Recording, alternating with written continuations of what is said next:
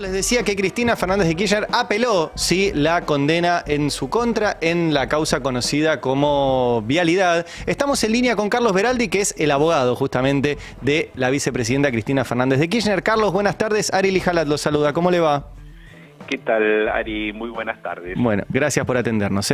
Bueno, Carlos, ¿cómo fundamentan ustedes la apelación a la condena a 6 años, ¿no? Que fue contra Cristina? Bueno, en el día de la fecha, como anticipabas, presentamos un recurso de casación en contra de la sentencia. Es una presentación muy extensa, tiene unas 400 páginas, y lo que pone en evidencia es que, o lo que intentamos poner en evidencia, es que se dictó en contra de Cristina Fernández de Kirchner un fallo que es absolutamente arbitrario.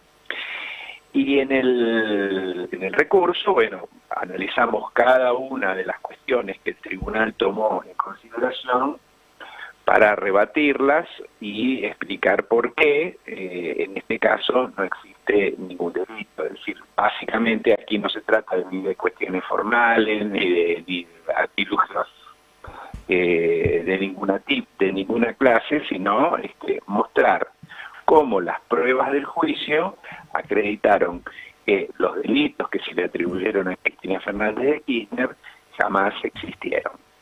Lo que hacemos, en primer lugar, es mostrar que el fallo reconoce que no tenía pruebas, que tenía solamente algunos indicios, y justamente a partir de esta confesión del tribunal vamos mostrando que cada uno de esos supuestos indicios no son tales. Entonces, mostramos, por ejemplo, que se la acusa de una defraudación en contra de la administración pública y no existe ningún elemento de prueba que acredite que acá hubiese existido un perjuicio. Esto es un dato central, porque la defraudación que se quiso presentar y que la Fiscalía tanto invocó, no se apoya en ninguna prueba. Es decir, acá no se pudo acreditar nunca de que se hubiese pagado lo que no correspondía o que se hubiesen abonado sobreprecios. Esto es, digamos, lo más importante, porque es lo que a la gente le interesa. A la gente le han hecho creer que había una defraudación gigantesca, que se habían construido rutas que no servían o que directamente esas rutas no iban a ningún lado, y en el juicio se probó exactamente lo contrario. Sí. Digamos, este es el centro de la cuestión, más allá de muchas cuestiones que tienen que ver con la fundamentación jurídica de un recurso que, bueno, es un poquito, digamos, engorroso explicar así en un reportaje breve. Bien, Carlos, ¿quién va a revisar esta condena? Una de las últimas cuestiones que planteamos en el recurso es que queríamos que este planteo lo resuelvan jueces imparciales. Claro. Porque justamente quienes deberían intervenir en este expediente son jueces que se encuentran claramente sospechados de que no son imparciales. Son los jueces que nos habían tocado en otras oportunidades, Hornos y Borinsky, y otro juez que se llama Carbajo. Entonces, sí, lo que ya estamos anticipando es que cuando este recurso llegue a la Cámara de Casación y nos notifiquen efectivamente cuáles van a ser los jueces que intervienen, bueno, entonces, si fuesen estos magistrados, los vamos a recusar. O sea, si intervienen Hornos y Borinsky, ¿los van a recusar por las reuniones que tenían con Macri en Olivos? Exactamente, porque creo que lo menos que merece cualquier persona, no Cristina Fernández, cualquier persona, es que sea juzgada por jueces imparciales. Lamentablemente, en todo este juicio, ni en la etapa de instrucción, ni durante lo que fue el juicio oral, tuvimos ni jueces imparciales ni fiscales objetivos. Y eso quedó evidenciado, digamos, cuando vimos, por ejemplo, las fotos que salieron en algunos de los medios periodísticos, donde daban cuenta que el fiscal era amigo de uno de los jueces, que jugaban en la quinta de Macri. En fin, son circunstancias muy escandalosas que no hace falta casi ni siquiera explicarla, porque esto es parte del sentido común. Es decir, aquí lo que se quiere hacer creer es que se llevó a cabo un juicio, pero en realidad el juicio fue una apariencia. Como Cristina lo mencionó en su momento, la sentencia ya estaba escrita. Y después de 3 años, cuando todas las pruebas indicaban que los delitos no habían sido cometidos, bueno, el tribunal la condenó. Entonces, no queremos que esto se repita, queremos que se revise como corresponde, como decimos nosotros al final de este extenso recurso. Carlos, los jueces que lo resuelvan serán jueces imparciales. Claro.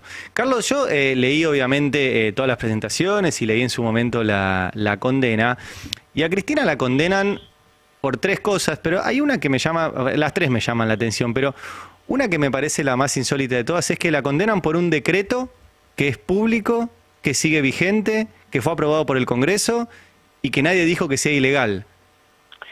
Bueno, estas son las particularidades y por eso se genera tanta perplejidad cuando uno ve este tipo de fallos que emanan de jueces que tienen estas características.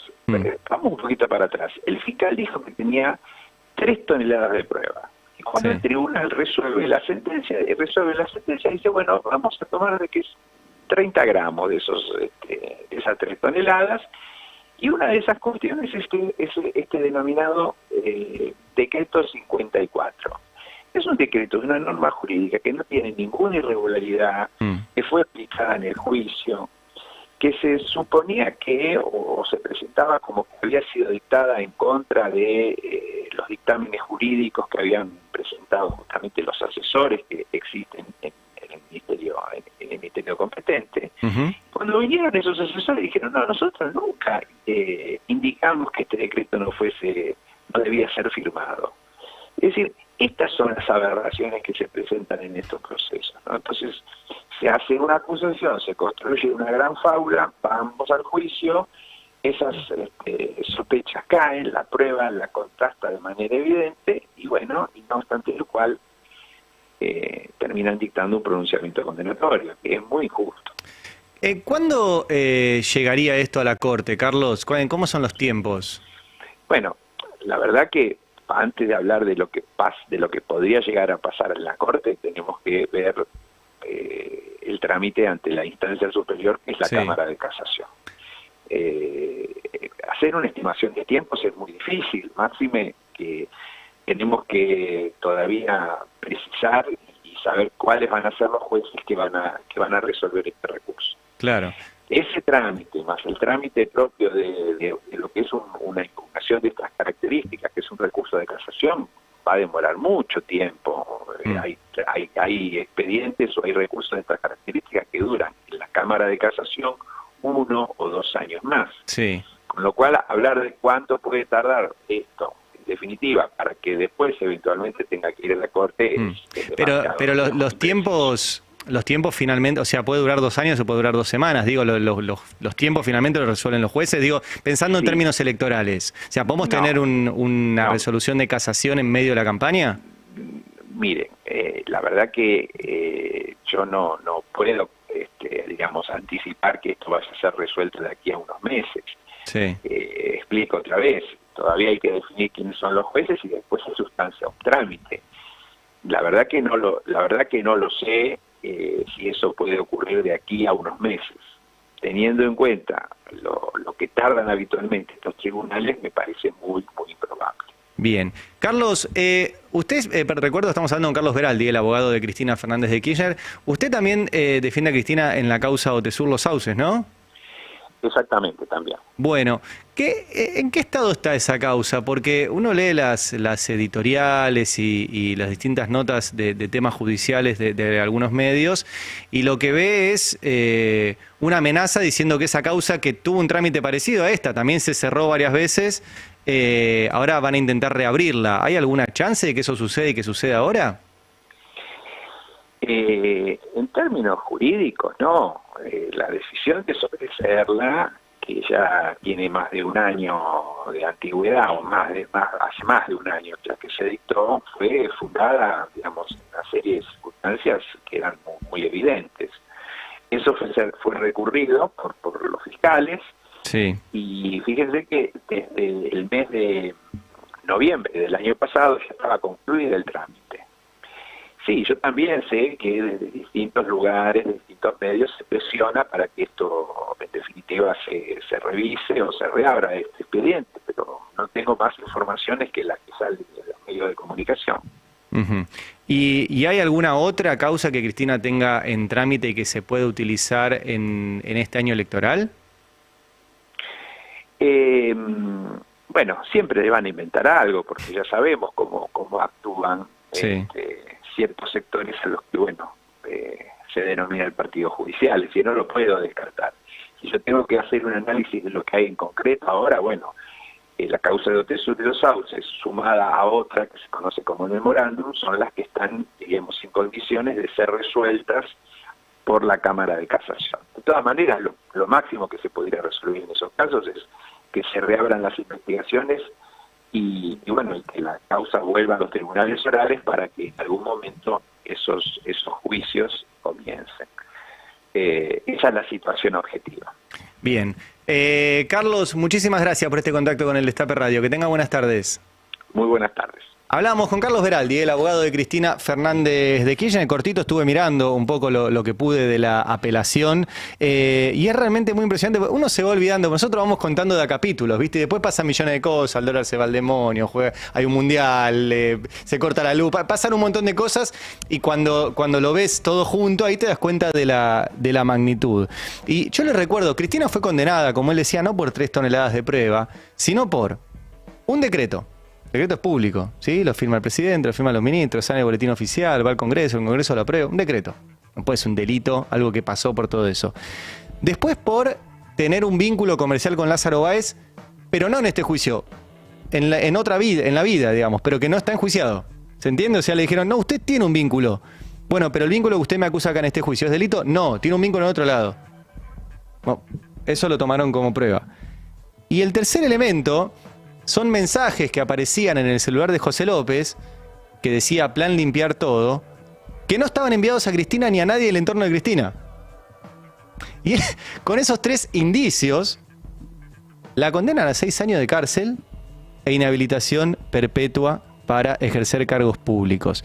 Y cuando revisás un poco los que participaron de todo este entramado, te encontrás que el juez que hizo la instrucción de la causa, o sea que investigó entre comillas, primero la había cerrado cuando le tocó. Después la mandó a Santa Cruz y en Santa Cruz también se cerró. Después volvió a reabrirla, estoy hablando del juez Ercolini. ¿Sí? Ese fue el juez. Mientras hacía todo esto, la esposa del juez, que se llama Julia Kenny, era una de las asesoras principales de Germán Garabano, el ministro de Justicia de Macri. Macri fue el que armó esta causa, porque la denuncia es del gobierno de Macri, desde la Dirección de Vialidad. O sea, que el juez de la causa estaba casado con la asesora del ministro de Justicia que armó esta causa. Se llama Julia Kenny. Después tenés al fiscal de la causa, que es Ignacio Máiquez. El hermano de Máiquez, Juan Bautista Máiquez, era el que armaba las causas como representante del Poder Ejecutivo en el Consejo de la Magistratura y el que hablaba con los jueces, Juan Bautista. O sea que el fiscal tenía a su hermano como ariete judicial de Macri. El juez tenía a su esposa trabajando con el ministro de Justicia de Macri. Y los dos, tanto el juez como Juan Bautista Máiquez, viajaron al lado escondido invitados por Clarín, que es el sponsor oficial de todo esto. Después pusieron un perito que se llama Eloy Pablo Bona, que directamente lo siguen en Twitter, es tipo Fernando Iglesias. Es como si Fernando Iglesias fuera perito en una causa contra Cristina. No estoy exagerando. Después encontramos al juez Rodrigo Jiménez Uriburu, uno de los que firma la condena, y al fiscal que pide 12 años de condena, jugando al fútbol en el mismo equipo, en la quinta de Macri. Después lo encontramos a Jorge Gorini, otro de los integrantes del tribunal, reunido con Patricia Bullrich, eso lo revelamos nosotros en el Destape, ¿sí? Después aparece Sergio Mola, el otro fiscal del juicio, visitando la Agencia Federal de Inteligencia, durante el macrismo. Y después todo este cúmulo de irregularidades, va a ser revisado por Mariano Borinsky y Gustavo Hornos. A Borinsky lo encontramos 16 veces en Olivos, a Gustavo Hornos lo encontramos 6 nada más, entre Olivos y la Casa Rosada. Es imposible que este juicio esté bien hecho. Imposible. Bueno, dicho esto, se han presentado las apelaciones y recuerdo, el fiscal Diego Luciani, que pidió 12 años y le dieron 6, también apeló. Él quiere 12. y quiere que se diga que acá hubo una asociación ilícita. Un país unido por la radio.